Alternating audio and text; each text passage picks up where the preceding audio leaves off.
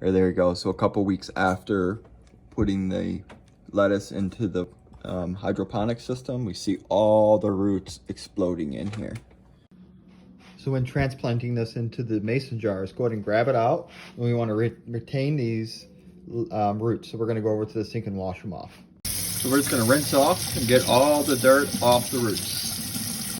Then you have something that looks like this. Almost all the dirt's off of it. Try to get almost all of it as much as you can. And now we're going to go ahead and put this in our mason jar. So what I'm using are these clay pebbles. They're organic clay pebbles, and I'm using these plastic pots and then a mason jar.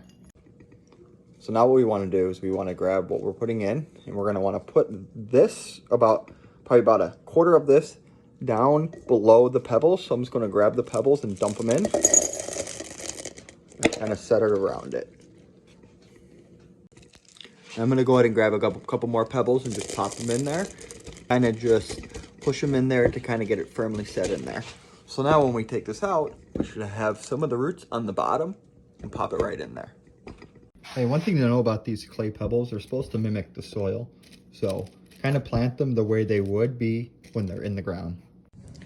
Hey, check out my hydroponic that I'm doing here. These are strawberries. I pulled these from outside about 3 weeks ago. They were completely dead. Right now it's frozen outside, so they were pretty frozen too. Brought them inside.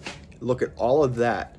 That's about 4 inches of new growth in hydroponic. There you go. So a couple weeks after putting the lettuce into the hydroponic system, we see all the roots exploding in here. And this is what we planted a little bit ago in that video. So this is about 2 weeks of growth.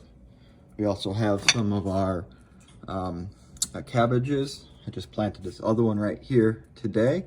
Same concept as I did all that, and you can kind of see floating around here.